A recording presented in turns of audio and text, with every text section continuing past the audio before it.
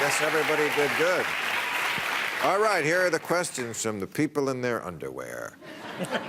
Anthony, which Democratic presidential candidate should Trump fear the most?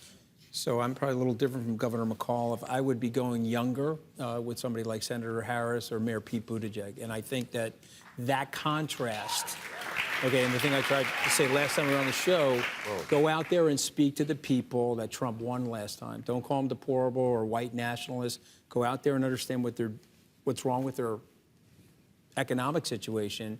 And boy, let me tell you something, that would be very powerful. If the Democrats, in my opinion, always do better when they go with somebody below the age of 50. Well, Barack Obama, John Kennedy, Bill Clinton back in the 90s.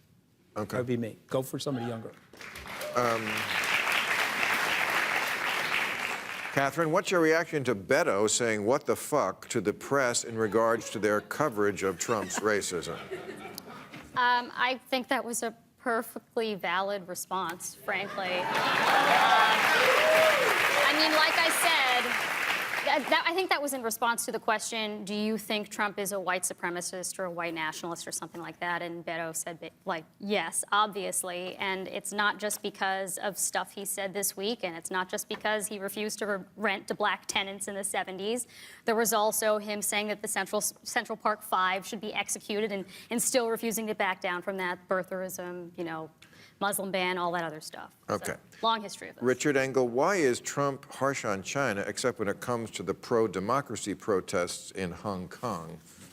Have you been there lately? That's pretty nasty, I see on the news. It's very troubling. I think it doesn't bother him. He's made it quite clear that human rights groups and protesters, when they come out on the streets, that's not a priority for him. And I think he respects people who have power and use power. And the reason I'm worried about what's going on in Hong Kong, there is a very high cost to failure. So these people have come out on the streets. If they don't succeed and don't succeed in establishing the rights and the laws that they're pushing for, they could pay a very, very high price. Like a Tiananmen Square. Like a Tiananmen Square. Well, Trump praised the Chinese response to Tiananmen Square, as you may recall. He's not hard to get on your side if you just say he's quite handsome. Governor Terry, as someone who turned a red state blue, do you think Democrats have a real shot at Texas in 2020? Yes, I do. I think That would be the whole ballgame, right? well, if you look at the polls today, I mean, listen, the big issue is who has the best chance of defeating Trump. Right now, it's Biden. Right now in the polling data, it can change. We got 6 months to go before the primaries start. But today, Biden poll in Ohio, he beats Trump by 8 points in Ohio. He wins Georgia. He wins North Carolina. And he wins Texas today against Donald Trump. So we got a great opportunity. I think. That's a long time from an election. It's got a long time, yeah. but, you know, Trump's going to continue to do the insanity that he does every single day. He can't get over 42%. He's alienated most of America. He's got his base. And I'm just shocked he's coming out and doing all these things against Elijah Cummings, the squad. I guess he figures there are all these neo-Nazis and white supremacists under rocks that weren't motivated in 2016, and they're going to come out in 2020. He has alienated non-college educated white women. They walk from him.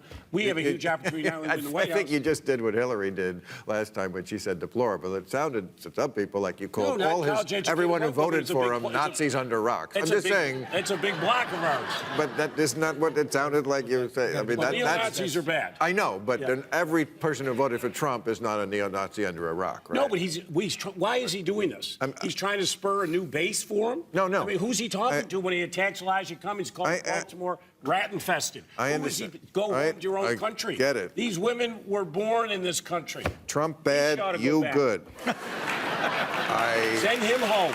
You see why I only watch Brian Williams? Okay. Tom, your book is called The Death of Expertise. What is the solution? Wow. In 30 seconds, Tom, what is he... I think the problem is the problem with the death of expertise is that, it's rooted in narcissism. It's not that people need more education. You mean not just his, everybody? No, everybody. Right. I mean, we're a narcissist. He's not the only narcissist in this country. That is true. Everyone does it to each other. People will walk up to you and say, "Oh, you're a stand-up comedian? I have some thoughts on timing." Right. No, it's true. Right? Yeah. You know, oh, you're yeah. governor, here's what you should do about the budget. Yeah. People do that because it feels empowering and it makes them feel important. And I think we're just going to have to wait for that bubble to burst where we have to start listening to each other because we're heading for disaster. And I think it could be that recession or a war. The three things I worry about are pandemic, a recession, or a war. And any one of those things, people are going to start listening to doctors, economists, and generals again. Except, to play devil's advocate, we had a great recession. And what happened? People stopped trusting economists, right? There are a lot of economists who don't focus on financial markets, but who, in fact, said that we're quite worried about, you know... I don't think people stopped trusting economists. Are you I think kidding? they They stopped stopped trusting trusting bankers. capitalists. Yes. Bankers. There was Yes, a whole documentary about it. Okay, well, maybe. I don't know if people ever had an idea in their mind about economists one way or the other to begin with. Right. Maybe the Most people people you can't. hang out with. They- But I'm talking about the regular rank and file. I think they blamed banksters. But I think Tom there was did a a good job in his book. lot of blowback against expertise, economic expertise in particular. Well, because they say the bankers were experts and they told me I could afford it. No, the banker is an expert the same way that a Lexus salesman is a Lexus expert who says, you can afford this car. Right. That's different than an economist saying, you know, running up your household debt to massive levels on a house, you know, that you shouldn't have bought in the first place is a bad idea. And they say, oh, those guys don't know But there was a anything. lot of pushback against the Fed, for example. Also true. And the Absolutely. Fed made mistakes, but the Fed also experts let bailed us our down. asses out. The experts let us down. It did. Yes. Yeah, and I think Tom points that out in his book. His book is great, but what happened was the experts, the establishment Not all politicians... experts. Some economists said we're going off a cliff and we're Yeah. inflating the bubble and the lots of... collective society of experts, again, lower middle class people feel that the establishment Yes. politicians abandoned them, and that's why you've had this. But politicians and bad experts feeling. are not the same people. Yes. And this is the other problem. Right. I was an understand that, advisor but to a I'm- senator. But I'm saying right? that's why they feel that way, though. I was a senior advisor to a U.S. senator. Sometimes he took my advice. Sometimes he threw me out of his office. The idea that while the elites, I mean, look, in the Senate, me and the senator, I was the expert. He was the elite. He got to vote. I was just the guy who came. I mean, you have people who advise you all day, Governor, right? Yep. You know, in the end, it's your Got to make a decision. decision, yep. And Who so was I the think, senator you're talking about? the late John Hines of Pennsylvania. Oh, okay. Good man. The ketchup guy. The ketchup guy, the ketchup baron. Yeah. Yeah. Well, look, Trump ran on draining the swamp, which I think to most people meant get rid of the, you know, palm greasing executives and the lobbyists and the corrupt officials and all of those other people who were getting rich off of government. And instead, what it has turned out to mean is let's pardon Rod Blagojevich and purge all of the scientists, which is exactly what Trump either has said he's considered doing or is actually doing. That piece you guys had today about purging the experts, that is a huge issue that's going on right now in the federal government. Basically, the Republicans have decided that anybody who knows stuff has to leave. Yes.